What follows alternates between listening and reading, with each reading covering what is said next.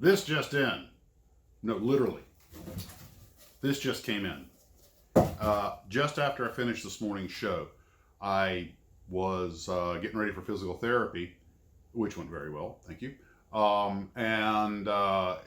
This box shows up, and I didn't remember ordering anything, especially that would be in a box that big. And I opened it up, and there were a bunch of beautifully individually wrapped models inside, vintage models. And I was like, did someone tell me they were sending me models and I forgot? Because I got so much going on now. I need to start keeping notes because I am starting to just more things going on than I can handle. And when I was actually at physical therapy going through all my emails, trying to, did someone tell me that I missed it, and I'm trying to go through Facebook posts and emails and other Facebook page posts and text messages and voicemails and everything else. And I actually wound up riding the exercise bike longer than I was supposed to because I was distracted going through, but I kept my pace up. So anyway, when I got back to the house, I opened everything up and started taking them in beautiful kits. And then I find this letter at the bottom. And this is from Mr. Hamilton. And I'm not using the full names on the air because I don't want to give away your information. But Mr. Hamilton writes a very nice letter about enjoying the videos. And he had some of these small kits he thought that he'd collected over the years. And he actually itemized the entire thing. Every one of these is numbered and beautifully wrapped. It's one of the nicest packing jobs I've ever seen. So he has the whole list here, and I thought what would be a nice thing to do, since Mr. Hamilton was so nice to send me these, and some of these are real genuine vintage kits. He probably could have gotten something pretty for these, and I'm flabbergasted. I mean, I've received some kits from some of you fine folks before. I just got that 64 Polar and that book on the Arrow, and I'm finishing up that Novo Fairy Swordfish, and the guy sent me the F-16 Habatical and the MiG-21 and so much other stuff. And I apologize if you sent me something and I forgot to mention it. I'm getting scatterbrained with the old age sitting in there, don't you know? But this is next level stuff. So I thought what we'd do is, I thought we would go over and just open them up to get, since it's all numbered and everything, I'll just go down the list and we'll open them all up together. And basically it's sort of an unboxing video. And so let's get started.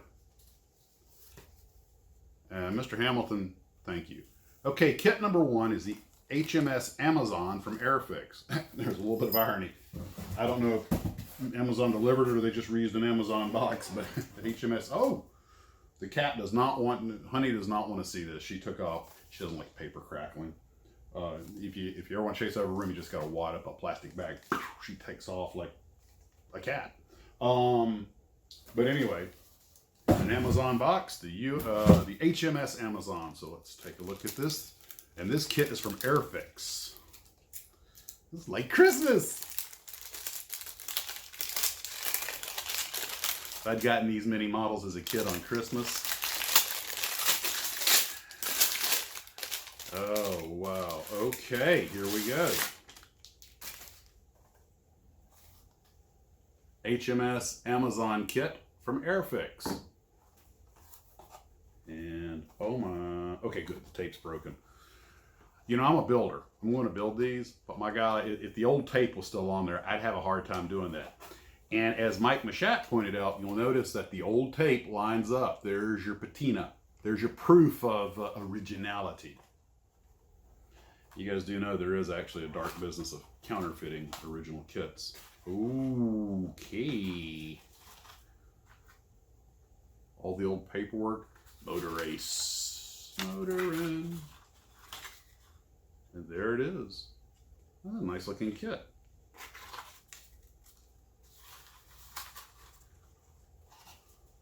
Haven't done a ship in a while, so doing a small one like this, that shit should be a nice experience. So you know what I'm going to do? I'm going to put these back in the box as we go.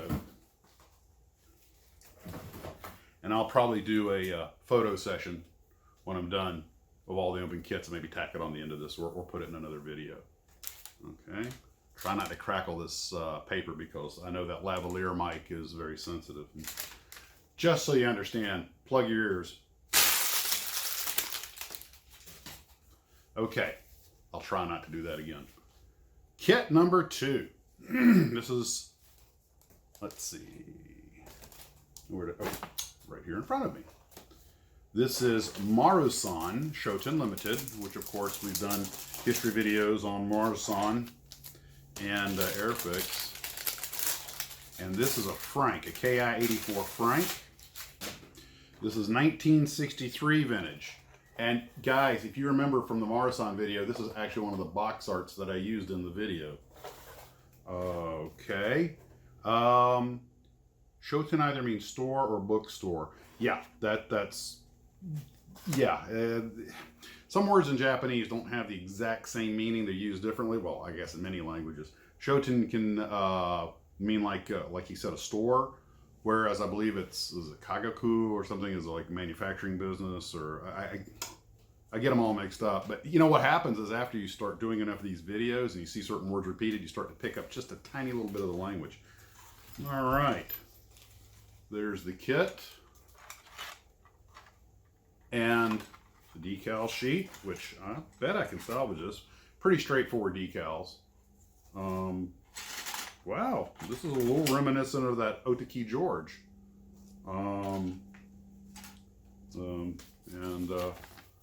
Not surprising, you know. Decal sheet. Pretty straightforward build. Somebody's going to have to buy a new glass cabinet to start displaying this stuff in. Beautiful. Alright, let's pick up the pace here, Max. People have things to do. You can see that Marusan had its own brand of paint for 35 yen and glue for 50 yen. That was about 8 to 12 cents in 1963. Next kit is by Nito. And I'm doing the Nito bio right now. I was hoping to have it out in the next day or two. Now that I've got a Nito kit, that's going to slow things up because I'm going to have to use this kit as an evaluation point. Oh! It's a Kate! I just built the two Mania Kates. Oh, now I got something to compare it to. Oh, this is no better than Christmas. And there we go. Nice looking. And I'll have something when I'll oh God, I'm gonna be doing so many build videos now. Number 4. Let's see. The Type 97 Aoshima B5N2 Kate by Nito from 1972. That Kate's from Kagaku means science. Great barks are on this one. Yeah, it is. Kagaku means science. Okay. The next is the PT7 Torpedo Boat by ODK. I don't know much about this kit except it has a rubber band propeller underneath. Oh, I have got to make that work. Be more, we're going to need a new bag of rubber bands. So this one's going to be about 50 years old. I've heard of ODK. I don't know anything about them. The PT7. Somebody finally made a kit of a PT boat that wasn't the 109. Oh my gosh. Oh, this one was on the end. Okay. Trying not to damage the box. Oh, it's wrapped up in plastic. Yeah, there's going to be a cleanup aisle 9, but not a... Oh, yeah, there's definitely some stuff's gotten in there from storage, but not a problem. Wow. Oh, the instructions are on the back of the box. Ha ha! I love it! Okay, you still your heart, Max. We still your heart. We still got plenty more models to go.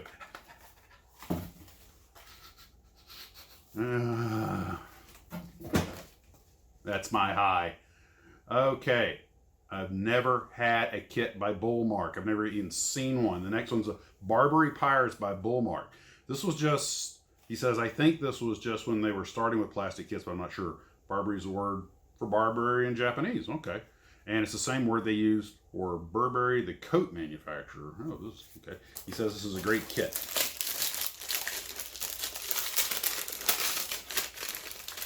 Oh, Honey came back. She seems to have gotten used to crackling paper. She's up in her princess tower giving me a wry eye. I know you're plotting. Okay. Okay, so this is like a Japanese Barbary pirate. See, it's what many Americans would probably refer to as a junk.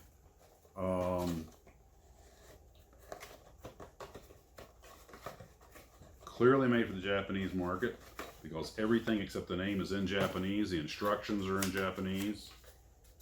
It has, like the old Viking ships, it has oars, or not Viking, the old Roman galleys has oars as well as sails. And there's the kit. Whoa.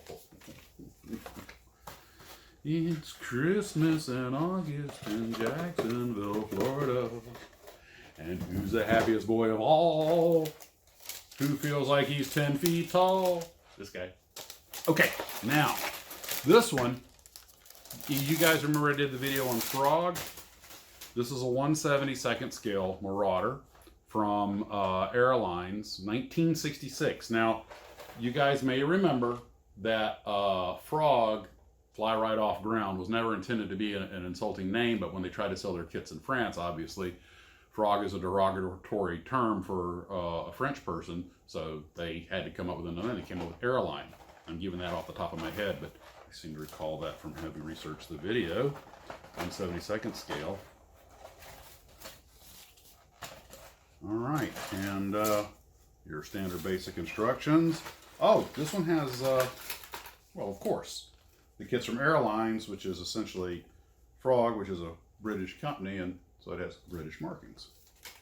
And I'll have to research British Marauders, but that's a British Marauder. That might be interesting to do something different. We don't tend to associate the B-26 Marauder with the English.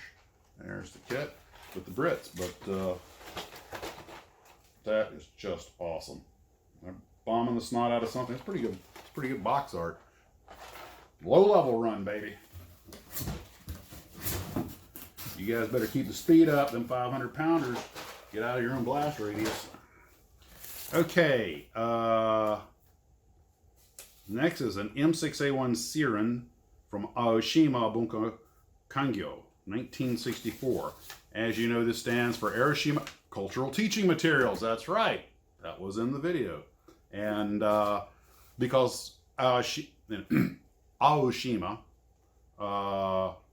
is still in business today, of course, and they were educationally related with a lot of their stuff. The Chinese word for Aoshima is, and I'm probably going to butcher this, Qingdao, which is a city in China known for German-style beer. I like beer. Well, I've got Germanic background. I'm Polish. Let's see, my grandfather's name on my dad's side was Konki, but my grandmother's name on the dad's side was Kibileski. And my mom's family were the Kerns. Kern? Yeah, like everyone's favorite Klingon next to Worf, his brother. Kern. Impressive. Okay, so let's see. Well, let's take a look at this Aoshima kit. This is kit number 7. I actually saw one of these Sirens. I think it's the only one left in the world at the Smithsonian. And by all accounts, it was actually a pretty good airplane.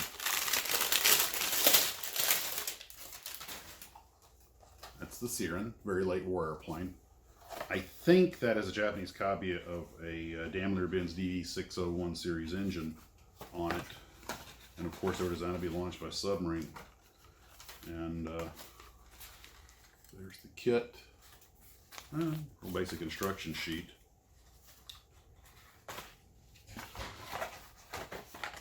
Now,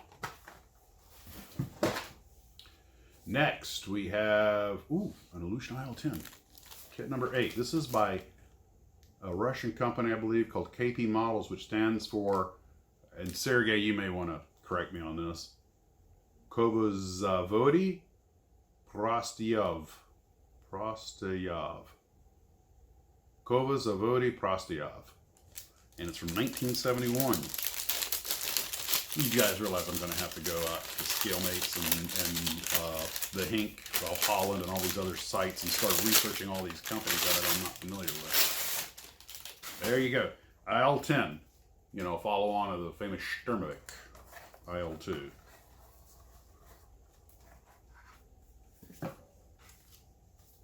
Not a bad looking kit.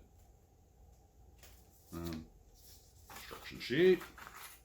The decals. Oh, you know what? It's got North Korean markings on it too, as well as Russian. And I think, is that, yeah, and Czech markings. They actually give you 3 different options. A good way to promote our allies. Apologies to anyone for that very bad fake Ukrainian accent. Is it Ukrainian or Ukrainian? Because I've heard people say it both ways. And Americans always think they're clever when they pronounce it different because they sound so ethnic. And in fact, to the people from those countries, they sound like total rubes.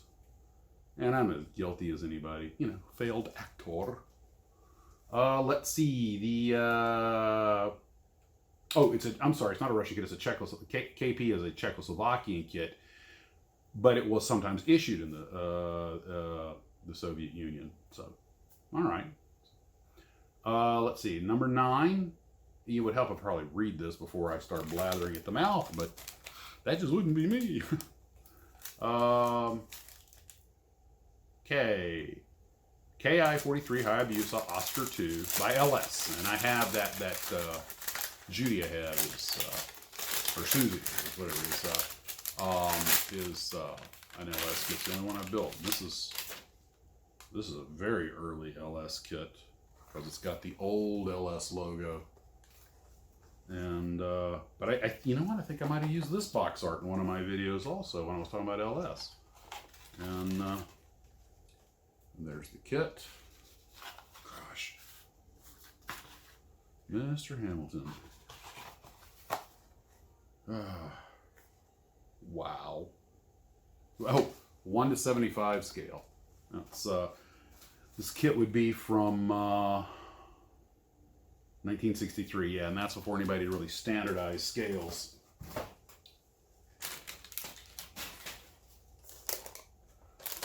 Number 10, Goshikhisan Type 2 by Aoshima, sometime in the 60s.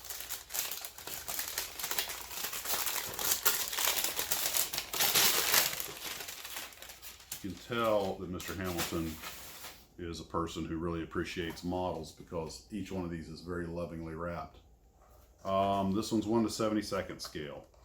And these airplanes, if not 100 yen, oh, there's a price tag, 100 yen. I don't know if you can see that or not. It's a very tiny print.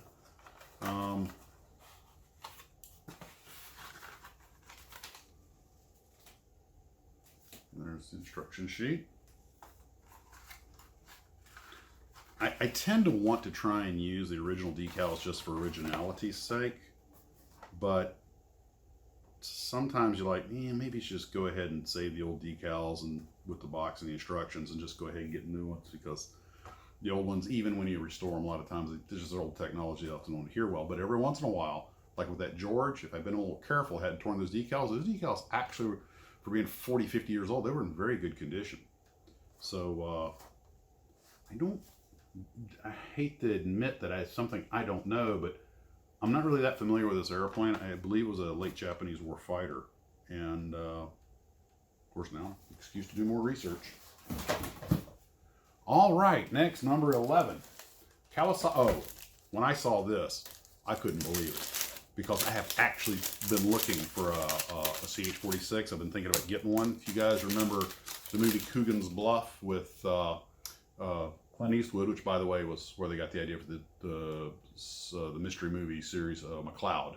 But anyway, you know, it's one of the few movies that shows New York Airways CH-46s flying off the Pan Am building. Ta-da! And this is an early Tamiya kit. So, original tape. My God, American pickers will be going nuts.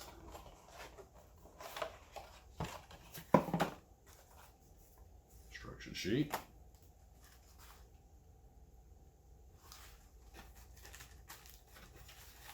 The decals are in the plastic bag with it. Oh, and there's the little Tamiya tube. Tamiya used to give you a little tube of glue. I don't know if you can see that here. Let me put it right by my nose. That's a little tube of glue.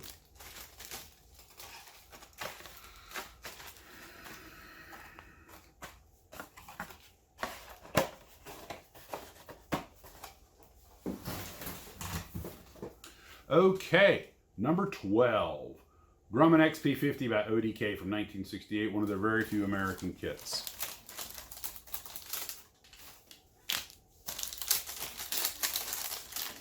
I know this box is familiar. I use this, almost certain this is the image. Now, I'm going to look up ODK because this looks often. Is this a 1 to 50 scale? Because if it is, I know I used it for something else. I mean, I used this in a video or something very similar to it. Now, the XP50, I could get rambling on that. That's a story in its own right. I'm going completely from memory here. I'm not Googling this or anything. I think this thing was called the Grizzly, and it was an attempt at an attack bomber. Now, very basic one-page instruction sheet, perfect, all you need. And of course now I'm going to have to do a history on ODK if I haven't already. I don't think I've got that in there. That's actually quite a bit to that kit. Now, these obviously are the post-1947 markings when the Air Force became the Air Force. And normally, we all know that they didn't put stars and bars on tops of both wings like that by that point, but still, I mean, the artist is going with what he's got to work with, but hell, tell me that little thing, little off things like that don't actually add to the charm. You know, some guy is working a gig as an artist, they show him a picture of the airplane, he just does the best he can with what he's got. And I might have to talk to Mike Machat about that.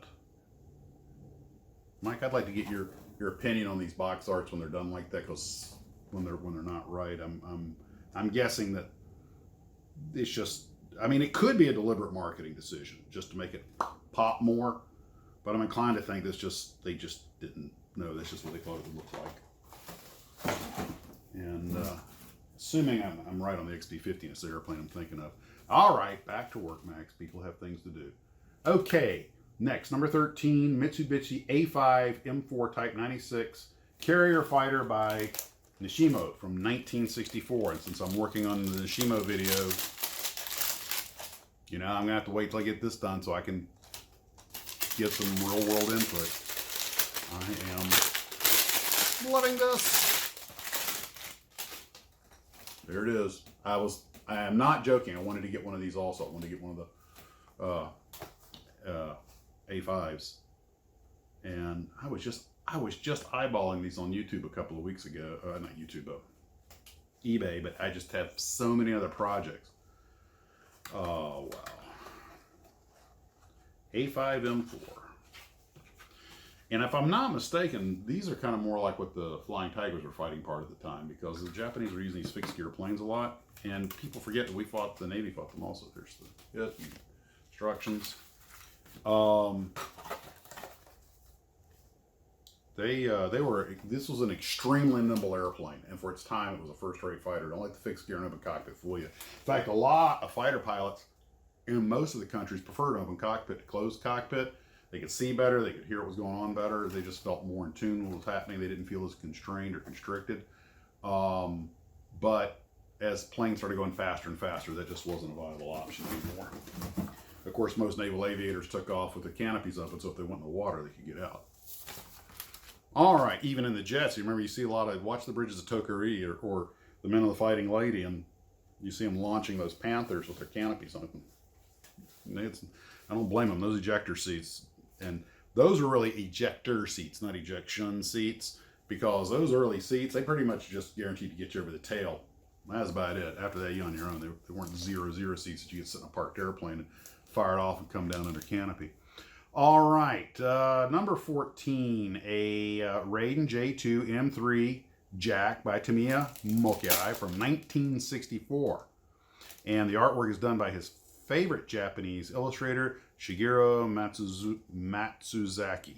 And I believe Shigeru Matsuzaki, I covered in either the Tamiya video or, yeah, I think that was one, because I talk about two of their artists. And he was definitely one of the most, he was their Jack Linwood.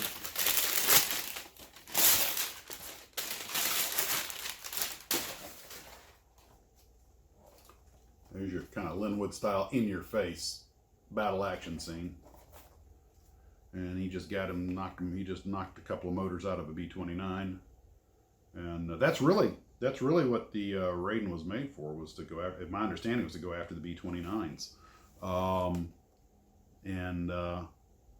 Despite its rather portly look, a lot of people compared it to the called it the Japanese Thunderbolt. It was a good, I hear it was a very good altitude airplane, not something to trifle with. It's an interesting way to paint it because it's in action, but you notice he's got the prop basically stationary. And of course it's an early Tamiya kit, so great expectations. Everything's in the bag. And paper's browning. Decals a little bit, I actually can't see the decals. I thought it was a decal sheet. Oh, there they are. Yeah, decals are pretty rough, but the fact that it's in plastic, a lot of these old kits, they get dirty somehow in the plastic. I don't know if it's an aging process of the paper, because you know, there is air in those bags and there's probably enough microbes in there. But beautiful. You know, this is just about gonna complete my Japanese fighter collection. And two more. Number 15, the Nakajima Type 97 Ki-27 Nate by Mania. Uncertain of its date, but it's from Eugene Hobbies. And I did the Bio Mania, so this thing was only during a few years that Mania was in business.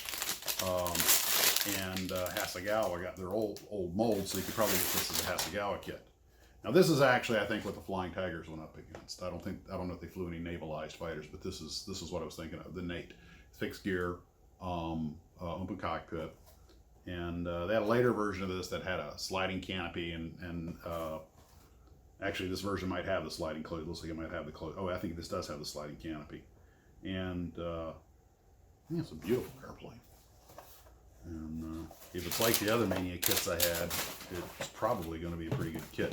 The only real problem I had with those two Kate torpedo plane and level bombers that I made was that there was a gap on the wing roots that had to be puttied up, and the inside, because you can see here, it's got a fairly detailed interior for such a small plane, and the detailed interior was a little bit wide and had to be shaved down, and caused me a little tension getting the sides to close. And here's the kit, which looks just fine. But typical of Mania, they went a little overboard. I have no idea what this is. It's all in Japanese, but maybe I'll take a picture of it and post it after the videos, just so anyone in Japanese, if you reads Japanese, can tell me what it is. But I'm guessing it's some kind of postcard.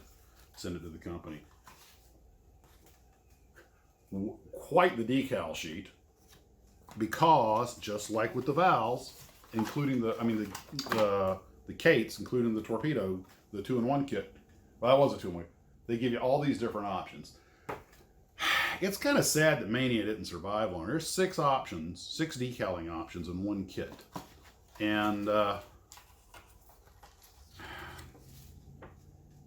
that's impressive. There really is. You know.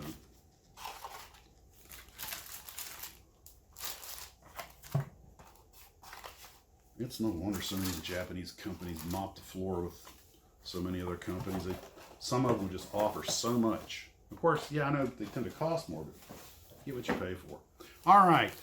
And I'm not knocking American companies. I love Monogram and Revell and everybody, but these guys really had a lot going for them. The last one is from Marusan, 1963. It's a Ki-44 Tojo, and although I know of the airplane, I'm not really that familiar with what its capabilities were. But this is in a 1:100 scale. And let's see, it looks like the box opens on one end. Everything's in the little plastic bag. It looks fine. Well, that completes our initial unboxing. I think what I'll do is go ahead and get this. I think I'm just going to go ahead and upload this video, and maybe I'll get some more pictures of these later. There's a note here. I hope you from Mr. Hamilton. I hope you enjoy these kits. Don't change your station just to satisfy arbitrary expectations. Do more build episodes only if you want to. You have unique talents that we are all benefiting from. Carry on. And he signed it.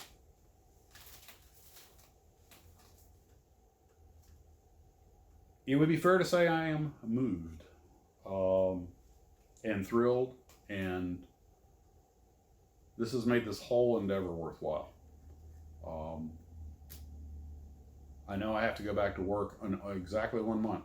The 25th is when I'm supposed to see the last doc and get my paperwork squared away to return to work, and they'll have recurrent training events for me after that, which I'm going to be pretty busy. But that will not be the end of this channel. Fret not. It'll probably be the end of the daily stuff because I'll have things to do, but they'll probably stick me on reserve after training, and unless they use me a lot, I'll still have a fair amount of time, hopefully, to keep put these things out at a respectable rate. That's the plan anyway. Mr. Hamilton, thank you very much. Well, I think we all know. So guys, we'll see you later. Right now, I hear the driver of the stagecoach cracking the whip on me. He needs me to get back to work on that. And I will see you guys hopefully tonight.